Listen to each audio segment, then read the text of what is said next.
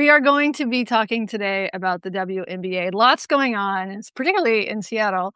But let's do some introductions first. So most people are going to know who you are. You've been on the show twice, and now this live. So not an episode, but you've been on the show twice. So some people know who you are, also from your own career and life, I suppose too. And at the first time you were on the show, I think it was in 2020, and you had been a sports reporter at The Athletic. And what was the Yep. team you follow? The LA Clippers. It's Pacers? okay. It's the Golden State Warriors. Warriors. Mhm. Where do they live? What is the Golden State? It's a strange name, isn't it? They're in the It Bay Area. Okay. They used to be in Oakland, but they were grossed out by that, and they left and then went to San They're Francisco. too racist for Yeah, Oakland. that's what they said. That was their Okay. explanation. Yeah. So you left, sorry, pouring my tea here. It's okay.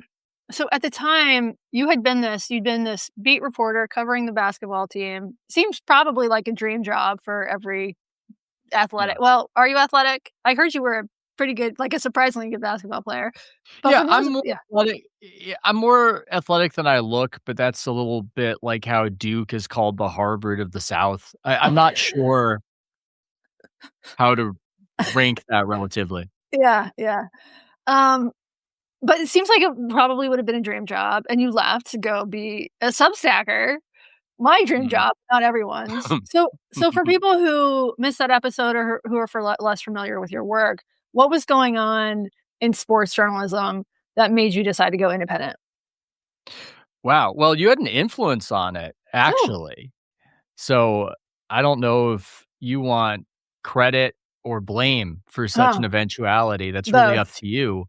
But I was watching people just find niches that never existed previously. And I was a fan of what you and Jesse were doing. And I didn't know you, but I knew Jesse. So I actually, for my launch post, ran a couple articles by him and went over it with him and was looking to him as a little bit of a guide to this sort of quasi independence. And Mhm. it was during the pandemic, and I was just really worn down. I was burnt out on just covering basketball. Eventually, you reach a certain age, and as much as I love sports and I love basketball, it's okay, somebody wins, somebody Yeah, loses. You become like a sports ball, anti-sports Reddit kind of person eventually yeah. if you do it enough for work. I imagine Uh, it's and extremely difficult, like, even just when you're writing every day about I find myself when I was writing for The Stranger, like, repeating there's only so many ways to say the same thing. yeah, I imagine with basketball, that's really difficult to find new ways to say the ball went in the hole. there was one day I read somebody saying he claimed 20 points and Mm. 14 rebounds, and I went, "Ooh, a new way to say a thing." Okay, I'm gonna take that one. That's a new way to do it. But I actually I'll just say I got good at an art form that doesn't exist anymore. So I eventually pivoted to doing new stuff, and I had a 3-year contract when I left to join Substack. But what I used to be good at was writing this thing called a gamer, where you would just sprint after the game was over and before midnight get in a story that they put up there on ESPN and maybe be 700 words to 1,000 words, which I think became good training for what I'm doing now. But Mhm. now there's no demand for that kind of thing. We Mhm. are, as The Atlantic was telling everybody, more of a post-literate society, and Yeah. people are getting their sports coverage a different way. But before Yep. that, it was almost like I was performing a duty for the fans. And Mhm. I can speed run however I became whatever this is, if I'm a Sure. grifter, heterodox, shitlord, I don't even Fascist. know, fascist, whatever you wanna throw out there. But things got pretty crazy during the pandemic, maybe you recall, Yeah. and it felt, you know what it was? You know what part of it was? Because I've gotten this kind of pushback from people in my old profession who are angry at me. One of the talking points I heard was that I got so mad when the NBA players were in their bubble concluding their playoffs that they needed to do to fulfill their contract. And because it was the days of Floyd and everything else, they had jerseys with social justice messages on the back of the Yeah, jerseys, like, yeah, how many more would yeah. score on education reform? And I've heard, well, you got so mad over stuff Was like wait, that that you did a Substack. was education reform one of those? Did somebody It have an was education reform that was slogan? the winking conservative coded one. The guy Yeah, with education reform, I'm not even kidding, that's where he you was find the homeschooled. Fox News likes. Yeah, that's where Yeah, the yeah, white guy with totally, the Fox News totally. likes. But yeah, and Yeah. it wasn't that I was It wa mad. It was just to conclude it real quick, it was that this was hilarious, and it was yeah, killing me that our entire industry could not admit how funny this was, and yeah, that was totally. something that propelled me to quit. That's very similar to what propelled me on sort of the trans journey, which was just that I lived in this community where so many people who had, like, a year before been, like, proud man haters were transitioning to men, and that nobody else was saying, like, "Guys, this is weird," and also funny, but weird. It was just it was Yes. very much the, like, emperor is butt naked element of it that I found fascinating and also hilarious and also troubling. So Well, okay, so it's sorry, go ahead. no, I think I had a similar, it wasn't exactly the same, but I had a similar experience to you at The Stranger where I was at a prestige outlet and I wrote a little bit about how the audience had fallen away for the NBA. Their ratings crashed when they did this thing. And Really? I had to, it was like an act of Congress for me to get the article through and write it. Mhm. And I could tell the day it went up that a lot of my peers and colleagues, the Slack channels, were not happy with Right. what I said. But the subscriptions for that article came rolling in and the Mhm. emails. And I went, oh, Yeah. okay. Maybe by LARPing as a reasonable person, I can potentially feed myself Yeah. independently. So, What yeah. has that so was this a correlation causation thing? I mean, after the sort of slogans on the jersey era ended, did numbers come back? How's the NBA doing now?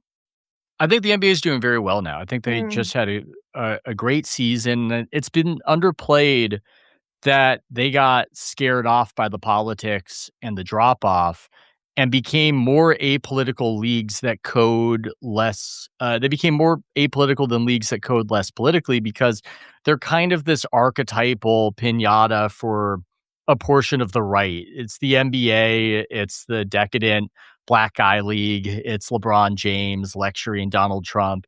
And so, if there's any sort of story that fits certain parameters, they really focus on it. Meanwhile, there's almost like this hick lib dynamic. It reminds me of Talladega Nights. Have you seen that movie? I Is haven't. that I'm something? familiar Okay. with the genre. Well, it's that dynamic where the executives are the villains, the sort of whatever the The Jews. NASCAR, the Jews. Actually, I Yeah. think Molly Shannon might have been one of them, and some guy who used to be one of the co-stars in Ally McBeal. But I can't remember. The point is that it's this dynamic where the executives running certain sports are vaguely embarrassed about the fan base and will do Yeah. more to counter signal. Whereas the NBA, after going heavy into it and becoming branded as this archetypal woke league, actually got a little bit scared and went in the other direction and tried to do as little of that as possible. And I think as just a pure business proposition, that appears to have gone well for them of late. So they haven't swung from woke to anti-woke. You're not seeing, uh, No. "Make America Great Again" on the jerseys, which would also do something for business. I don't know if it would be good or bad. They've landed in a neutral place. Yeah, in an odd place. The owner of the New York Knicks is very MAGA and Really? has traditionally been Really? despised. James Dolan, and they lost for a while, so that's also why people were angry at him, but he almost thrives off a certain kind of negative energy, it seems, and Mm, for the first Knicks home game in the finals, he invited Trump up to his suite. So Trump was there in Madison Square Garden for that game. Then even though they won the finals, eventually they lost that game, so there's talk of a Trump curse, but that was a mhm. little bit spicy, that was a little bit controversial. There were media people who were flipping out about it, but I think it got great viewership. The whole series did, but that one especially. It kind of generated a little bit of heat Mhm. that Trump was there, the red man in the blue zone. It gave the NBA a little something. So that's just one detail. I think the NBA is an interesting case because majority of their fans, if they do vote, vote Democrat. When I was at Mhm. ESPN, 40% of the avid fans were Black. Those were our demographics and our secret focus groups. But you have a lot of conservative fans, theoretically. You've got teams in Salt Lake City, Oklahoma City. Of those who vote, maybe 1 in 3 were conservative before whatever the psychotic break of 2020 was, and yeah, that's not a majority, but 1 out of 3 is a lot. If you're a baseball Mhm. player who gets a hit 1 out of 3 times, you're an excellent baseball player. So, I Mhm. think they lost something. They've been sort of gaining something, and the WNBA now is more the locus Yeah. of the culture war and the conversational heat, and the great thing about the WNBA is they weren't popular before. So this isn't killing them or undermining them. It's actually highlighting them, and it's now part of the Mhm. value proposition. So I'm not trying to get to the eventual conversation. This is your podcast, but I'm just free No, good associating. segue, good segue. Okay, so, yes, we're gonna talk about women's sports today. Let's talk about Caitlin Clark and Sophie Cunningham and the very messy culture war battle that unfolded earlier this week in Seattle when, the Storm played the Indiana Fever, where Clark and Cunningham both play. But let's start with Caitlin Clark. So just more broadly, what is going on with her? So it dates back to when she burst onto the scene at Iowa, just kind of out of the pandemic, post pandemic star personality, where her playing style was exciting and nobody had ever seen anything like it. It looked a little bit Mhm. more like Steph Curry in the NBA, but in a women's basketball setting. And And her you mean, team like, wasn't lots of very good. threes, right? Yeah. When I watched a few games when she was in a few of the college games in the finals, and I thought, as I always think when I watch women's basketball, that who there. It seemed like she was dominating around the perimeter, but Yeah. to me and she also seemed like she was doing that thing where she, like, messy, where she walks a lot. Like, I didn't see a lot of running. Mm, To me, yeah. I was like, as a non-basketball fan, I didn't come in and say, "This is incredible." I came in and said, "Okay, she's putting up a lot of points, but this is, like, not a fantastic viewing experience." So explain what is so good about her. I like that you were a casual fan Slash you were a contrarian casual fan of Caitlin Clark. I think that's glorious. Yeah, she shot a I lot think of she sucks threes. on D. I'm just gonna say it. She sucks on D. She does. You're right. That's subject that's true. You're not Thank you. wrong about that. But people don't care about that. They like threes shot from very far away.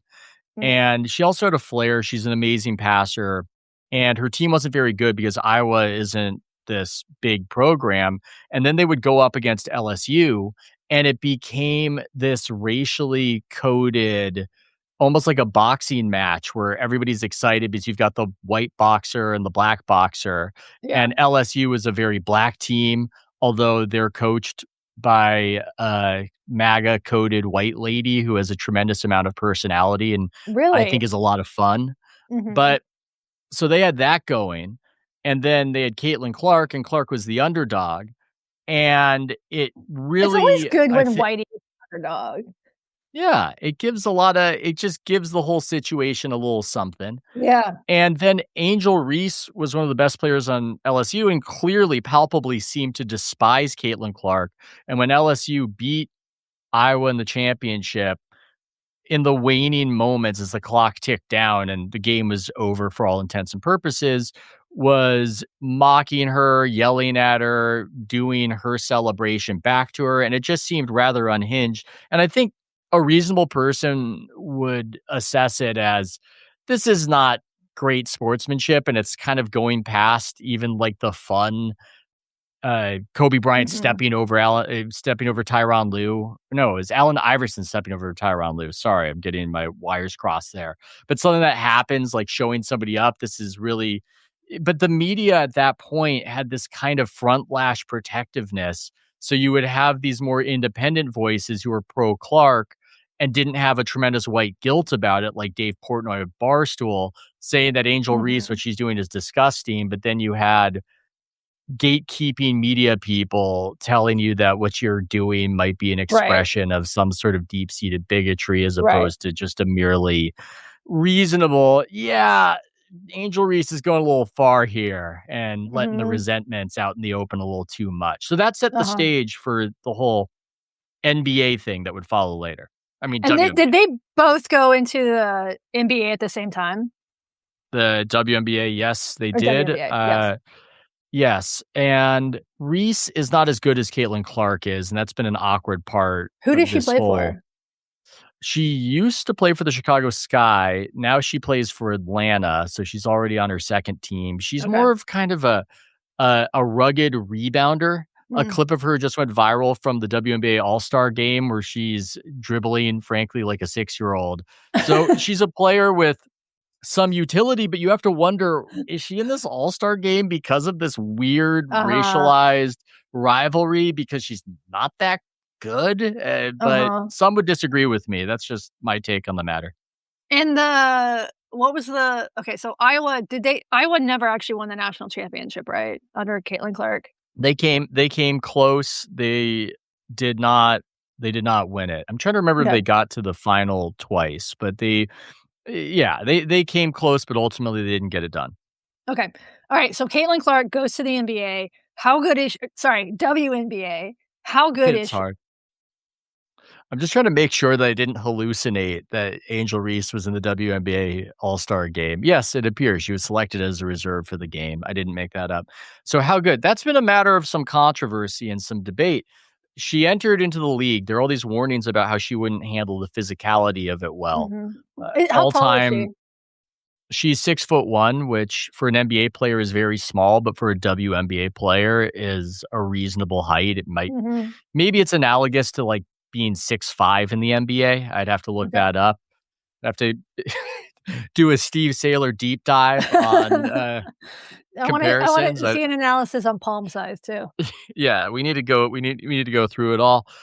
So she entered into the scene, and it was kind of up and down, and I think that she was really good and was arguably a top 15 player as a rookie. But then Mhm. the next season got hurt so much and the numbers were bad. And now we're in our third season here. And I wrote about this. I thought that there would be, let me tell you a little something about writing every day as I do and how you just get feedback on what people really want. Yeah. I thought this was an excellent piece of research by myself, if I do Mhm. say so myself, and I thought it would just I would just rake in subscriptions about how Adam Silver, who runs the NBA, and the WNBA is a subsidiary, is frustrated with the shit show the WNBA is, and has subtly, sneakily adjusted the refereeing to make it less physical. And now Caitlin Clark is getting all kinds of calls and she's thriving. And her free throws per 100 Ah, possessions have gone up 63%. And now she's having an excellent season. Very quiet. Not a lot of really? reaction, Nobody not a lot cares of about women's subs. sports?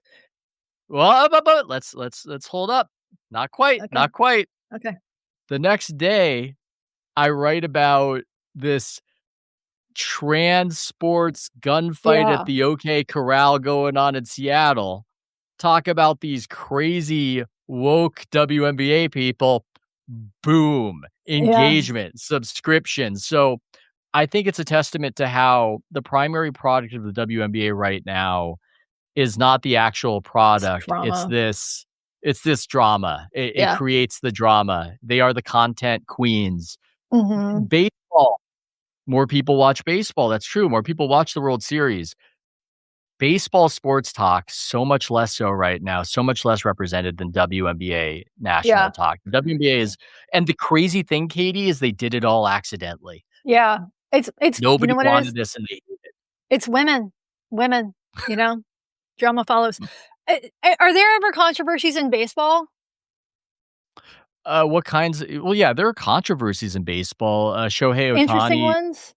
the biggest star, was accused of gambling. Okay. some gambling scandal. He said it was his translator. People argue Oh, about it. yeah. I don't know the Yeah. truth. So, no, stuff happens in other sports, but nothing like what happens in the WNBA Yeah. happens in other Yeah. sports. The Okay. WNBA, well, I'll just make one quick point about it. It has the women and drama component, but also it Mhm. has the component of it was never supposed to be a real business. It was supposed to be an NGO. It was not supposed to make money, and all of a sudden, after Caitlin Mhm. Clark emerges, millions of people are watching. So crazy things just happen because the people involved were never actually supposed to be running a real thing, in my opinion. Right, okay.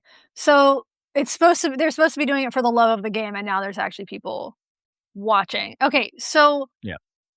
Caitlin Clark, again, I don't watch basketball. Caitlin Clark, it seems from what I see online, from what I'm the ambient noise, it seems as though she's getting her ass beat on a regular basis, or was last season. Is that accurate? That is accurate. It's accurate, that's the meme. I do think that there is a bit of a MAGA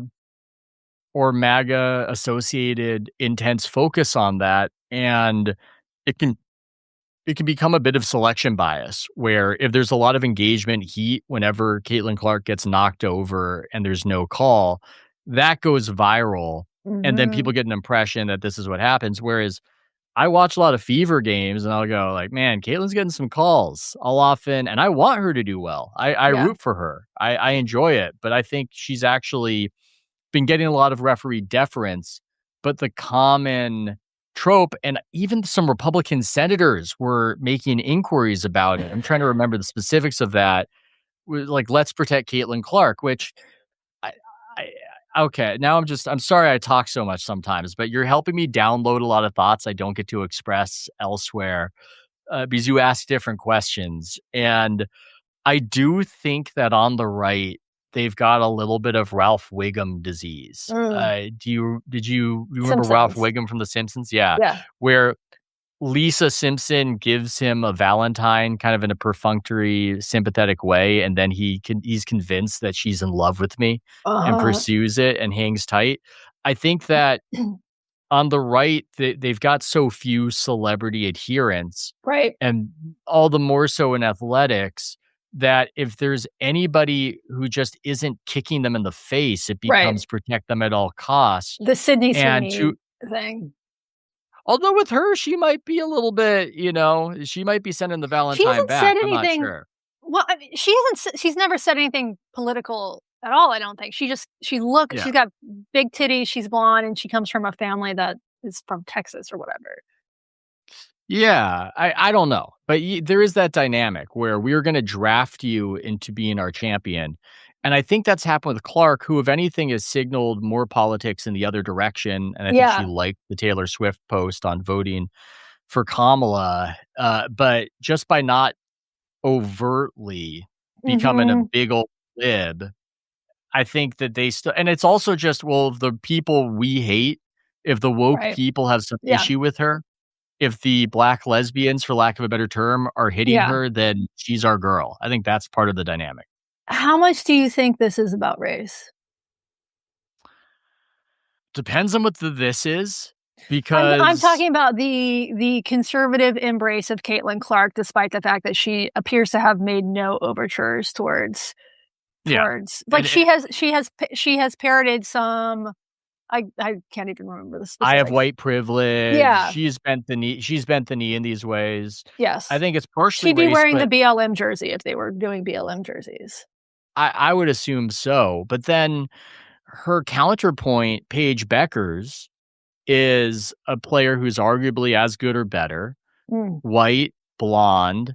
I love when people say conventionally attractive, like whatever mhm, that's supposed to mean. yeah, Conventionally attractive, but Paige Beckers is obviously a lesbian, uh, and I'll just say it, I don't have a better way to say it, and I grew up in the '90s, and a wigger, Katie. I She gotta is a look this wigger up. lesbian. Paige Beckers. You know, I expected her to have tiny braids, little cornrows, and I'm not seeing it. I'm gonna have to listen It's to how her she talk. talks. I appreciate She you grew up using the W slur on this show, though. This is a yeah. free speech podcast. I miss when it was more part of our culture. too. frankly. Bring back the Well, we had a wigger. Can we bring it a back? moment. I think you should I bring it back. I tried. I talked about this odd paradoxical dynamic that I called the MAGA wigger, where the more a white athlete seemed like a wigger, a male athlete, the more likely they were to be a Trump supporter, and that was very curious, and it throws Interesting. people. Culture, So, man, it's that's weird. We need to yeah. maybe we can get Jesse on this. What would a Jewish wigger a jigger? I mean, many of them exist. A Beastie Boy? I mean, Okay. they're out Yeah, there. They were true, out there. true. No, but we had a cultural moment of the wigger. We did. Can't Yeah, Hardly the Wait, '90s, for instance. we were alive. And that killed it in a way. Like, once we knew it was an object of fun and we got all Yeah. neurotic about it, then Mhm. we got away from it. So, Yeah. but anyway, Paige Becker, she grew up somewhere in the Midwest, someplace with, Wait, sorry, surrounded I'm, by like, still white stuck on people. this. Is the Yes. wigger racist or anti-racist? Ah, We are you need to someone saying call say from Kendi. I think a lot of demands are put on them. They've got more of an anti-racism responsibility, Yeah, yeah, given what they're doing, given yeah, what they're channeling. yeah. But yeah, I there's a lot there. I wrote about it. I wrote a whole article on Jackson Dart, the quarterback of the New York Giants, doing a MAGA rally and people flipping out because he's a white guy who talks kind of black. And I found that to be a rich and intriguing subject. But yeah, but in the Absolutely. WNBA, they don't vote MAGA. They talk that way, generally speaking. Yeah, And yeah. so she codes as very blue, and the right has no interest in Paige Beckers, doesn't Mm, like her, they don't care, and they love Caitlin Clark, and it is yeah. what it is. Oh, got it. Okay, alright, so this brings us to her coworker, colleague, Sophie Cunningham, who I had never heard of until 2 weeks ago. Tell Yes. us and I learned about her thanks to your newsletter. Tell Mm. us about Sophie Cunningham. Wow. Sophie Cunningham. Talk about conventionally attractive Sophie Cunningham. Sophie Mhm. Cunningham is an NBA role player, a WNBA role player. I keep doing that. WNBA role player, veteran. I think she's 7 seasons in the league. And I was actually hearing about her before she got famous, because these teams, they play under the umbrella of the NBA team. So I know people who are the Phoenix Suns, and they were talking in the gross way dudes talk, going, Locker room dude, talk. there's this player on the Phoenix Mercury, bro. She's such a smoke show, dude. Like Sophie Cunningham, bro. Uh-huh. That sort of thing. So that's when I first heard about her. And she comes to the Fever, and one day, one game, Caitlin Clark got smacked up, and Cunningham ran down and just effectively physically assaulted the player who did it, who happened to be white. Oh, But it good. was a moment that changed everything. There's an excellent Uh-huh. ESPN profile on Cunningham from a week or two ago that actually identified this as this is what changed everything. And it was a little bit like Game of Thrones, where one of the characters says, "I will be your champion. I will fight for you." And Mhm. then the audience gets a charge out of that. It felt like to Caitlin Clark supporters, she's getting beat up. This league hates her. They resent her palpably. And finally, somebody steps up to defend her. And lo and behold, this hockey goon enforcer happens to be a blonde, lanky, model looking woman. Mhm. Boom. Instant Moment. celebrity. Yeah. She's got more Instagram followers now than the aforementioned Paige Beckers, despite coming off the bench, and she's actually quite a good player. She's just not a star player. She's one of the best Mhm. shooters in the league. I'm not Good. gonna bore the people listening by talking about her true shooting percentage, but she's not she's not a star. But I think, as ESPN put it, she's not a Now she star, is. but she's a leading woman, and people can't get enough. Yeah. And she's become MAGA coded, and what took it to a whole new level, Katie, as you might know about, there was Mhm. a similar kind of game, similar interaction. Caitlin Clark got her throat grabbed. It wasn't called. Later became like a flagrant foul, or upgraded to a flagrant foul. And in the game, in some interaction, Sophie Cunningham points at a black lady. I forget which player she pointed at. I'm trying to remember. There was 2 involved. I should know that, but she pointed. She was told not to point in the retelling, or "Don't you point that finger at me," because they were arguing, she pointed a finger, and then she just kinda did this and let it Mm, dangle, and then mm. gave it a little bit of, like, a flick flourish Oh, a little as